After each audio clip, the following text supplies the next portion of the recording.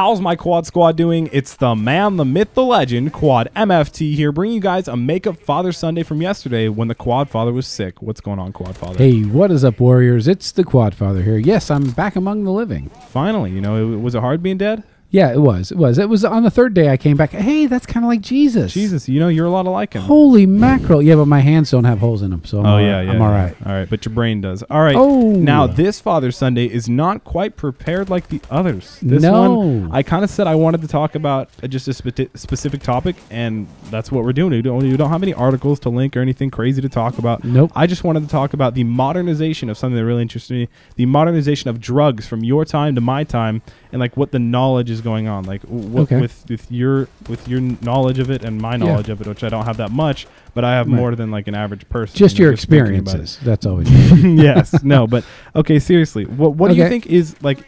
Before we talked about this, we made sure we said like certain things out. You said the now drug right now of our generation is the phone. Oh yeah. Yeah, I agree. It's totally different. I mean, but when I was your age, when I was coming up, I was born after all the LSD, the acid, the 60s, all that stuff. All right. Yeah, the free love. I was born after that. So we all knew that LSD and acid, no, bad news.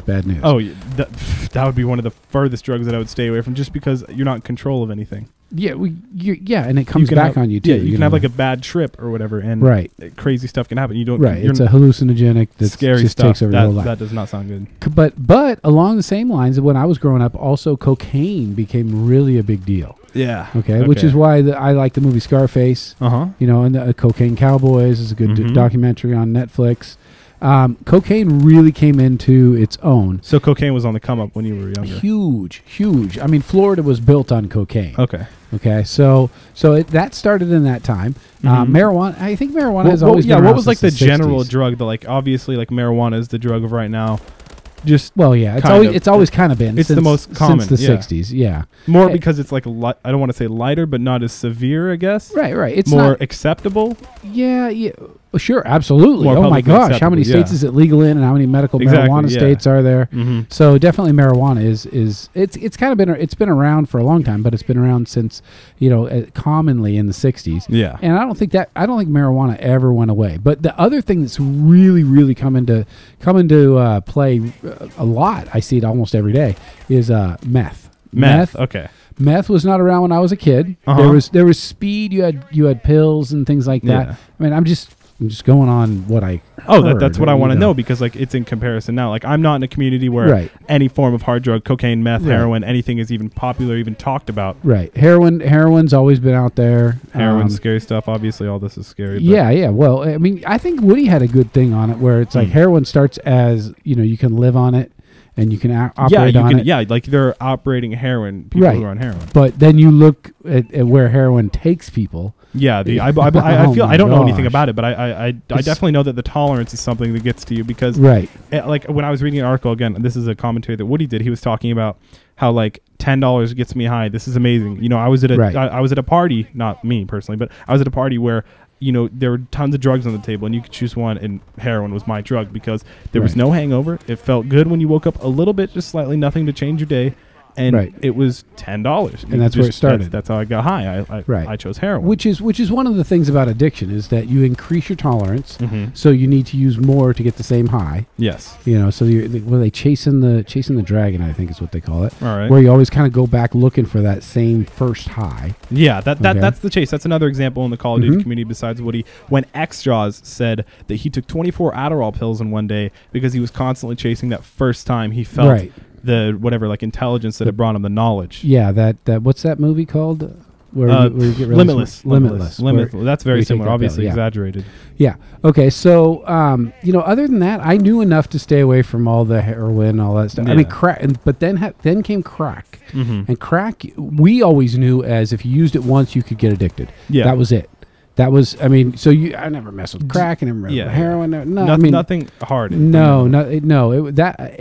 now what? I mean, there's designer. I guess there's designer marijuana. There's what do they call it? Where they make their own marijuana. It's synthetic. Yeah, synthetic marijuana. Yeah, and then there's another thing is like synthetic that made me think of wax.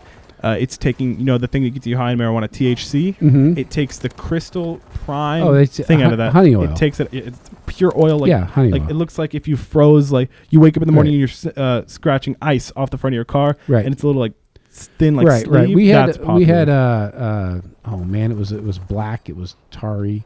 I forget what it was. Anyway, it was a marijuana concentrate. That's what. Yeah, that's what. Yeah. Now, we talk about that. Actually, one of the things we talk about at work is the fact that the honey oil. There's always explosions because you make it with butane. So is butane like the fiery thing? It was the thing. You light it on fire that stills it. Well, no. If you lit butane on fire, it would just be pure fire. It'd be like lighting gasoline. Okay, but it purifies. Is that what they use when meth in Breaking Bad? Was that ever involved? Lots of chemicals are involved in meth. Yeah. In meth. I learned most of what I learned about meth from Breaking Bad. Yeah. But no. So I think as we've gone to it, what are the qualities of addiction? You increase your tolerance. Yeah, that's one way you have to keep getting more and more. You don't quit when negative things happen. Of course, what people say, I can quit at any time. People say that, but I just don't want to quit right now. Downfall, you lose your job. Your kid starts to ignore you. But it's not the drug's fault. That's what addicts say. Yeah. I got a DUI, but anybody would have got a DUI. Okay, it's causing problems in your life. It's causing problems in your alcohol is another one. Oh, absolutely. That's the most common. It's because it's most widely accepted publicly. It's okay to drink alcohol at dinner, right? To have a party and everybody's alcohol over. Everybody's out there. Yeah, I realized that when I first came home from college, because in college you go to a party and that's what they have is a giant keg and you just put your cup under it and you just walk around. Yeah. Well, then I went home at Christmas and I'm like, wait a minute. Everybody's partying the same, only they're not dancing on tables and they have big music. College out there. Yeah, it's not acting out, but it's still the same. Yeah, it's still acceptable.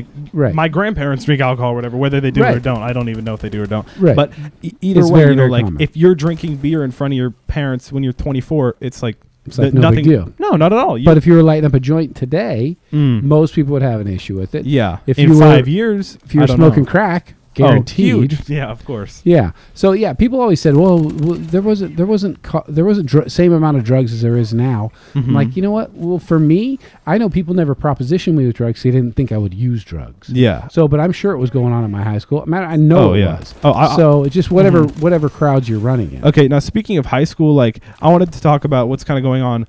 Not necessarily in my high school, but this is probably going on in everybody's high school. All right. In America and Canada, at least, I want to say tier 1. The civilized world. Yeah, civilized world. Okay, so first world countries. Downers. Prescription downers are really popular. Prescription downers, obviously, you guys know marijuana. That's a downer, but that's prescription, but you're not going to get it if you're under 18.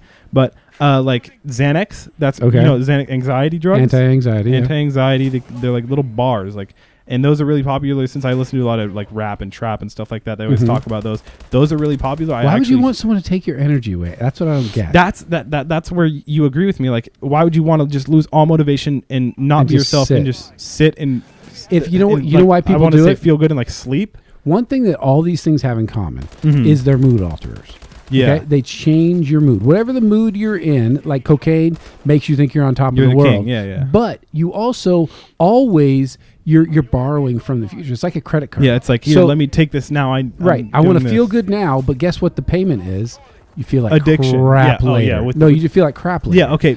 So there's a cost. Makes me think of alcohol with the hangover in the morning. Some people get them, some people don't. Most people do. But most people do. Okay, if you overdrink, definitely you will. Because you're withdrawing from alcohol. Yeah, and then that's another reason why I feel like marijuana is popular, because there's no real marijuana hangover.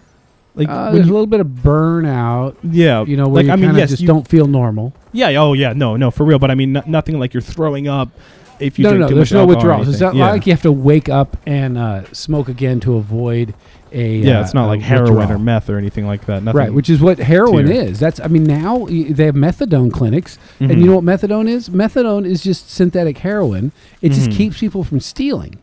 All it does. Here, we'll give you your drug. We'll feed you your drug, just to keep you from stealing and having withdrawals. In heroin, that's it. with your job and everything, I don't want to really say what it is, but with it, do you ever run into people that I want to know about quitting cold turkey and quitting going in dosages? Let's say you take 200 whatever milliliters of heroin. I don't know anything about that. Whatever that. And then you go down to 150 next week, and then 100, then 50, then 25. No, you know what? No matter what, you're gonna have to go through withdrawal. Okay. And what they do is they put people in medical places where they help them withdraw without dying. Yeah, I've heard that this is just something that I've read, so I don't know if it's true or anything about it, that getting off heroin is a cakewalk. Yeah, I read that too. I found that really interesting because it was like it was no more than a super bad flu.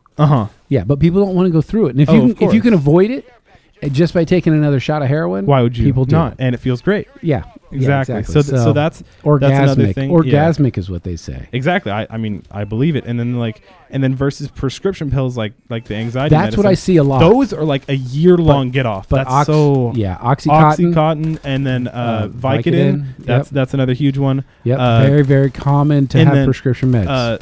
Codeine, lean is when the rappers say when they drink it, which is Sprite, Jolly Ranchers, and then you pour codeine in them, like the cough syrup, the promethazine. When you pour it in there and you drink it, your stomach, if you don't drink it for a day, if it's something that you do on a consistent basis, if you don't drink it for a day, your stomach just, I've watched interviews with like Schoolboy Q and Lil Wayne saying like it hurts, it tears up your stomach. Right. And I know it kills your liver even when you drink it. Like it's just a horrible thing. It's not good. It's not meant to stay on. Yeah, no, it's not something that you should be doing. I mean, again, it is cough syrup. It is cough syrup. You're supposed to have a reason. Yeah. Yeah, you should have a reason. It sedates you. It sedates you. That's the problem. And that's another downer. You know what? There's a few things that will ruin your life. Okay, as a teenager, decisions you can make: using drugs, getting pregnant.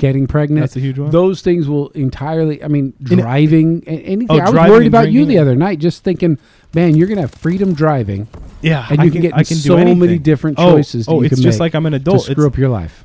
I was gonna say something like anything can happen when you're driving because you can do whatever you want. Yeah, you'll change your life at least by thousands of dollars and maybe injury, maybe death. Yeah, exactly. When you get freedom, but you got to use the freedom responsibly, and it's time that you're getting that age. So yeah, I mean, in March I get my license. It's huge. So don't use drugs. Don't use drugs. Don't get pregnant. I remember what I was going to say. With hanging out with the right people is another huge crowd that you think, or a huge thing that you wouldn't think when you're in high school would make a difference. Like with all the difference in the world. That's why your parents care. It has to do with what you do with your free time. It has to do with whether you do drugs or not. Depends on where you go, the type of day. Depends on how you're going to act. Depends on with what you do at school, how well you do in school. A lot of it is who you hang out with and who you surround yourself with. Yep, the best I ever did in school is when I hung out with the A students. Yeah, I mean, and they were just as fun as the other people. But I agree. I mean, I've definitely noticed with hanging out with certain friends, different stuff goes on, a whole different mindset, a whole different thing to talk about. That's why parents are so concerned about who you hang out with. I agree. We can't control it, but we want you to make good decisions. Yeah, they try and set you on the right road. So you're not on that trap life with the lean and the... Not today, man. Nope. But you know what? Another time we're going to have to talk about the addiction of social media and phones. I'd love to do that maybe next week. I'm with you. I'm with you. I'm just as addicted as you. I find myself pulling up my phone... for no reason. Agree. I just unlock it. No new messages. Yep. Then you find 5 other things to do. Exactly. Then I click on Twitter and go to my home feed and scroll for the next 20 minutes and go on this link and that link and that's just what happens. Hopefully you guys enjoyed this video, just kind of talking about the modernization of drugs from Quad Father's point of view and mine. Don't forget to drop like, subscribe, and join the Quad Squad for more of these videos. This is probably one of our longer Father Sundays.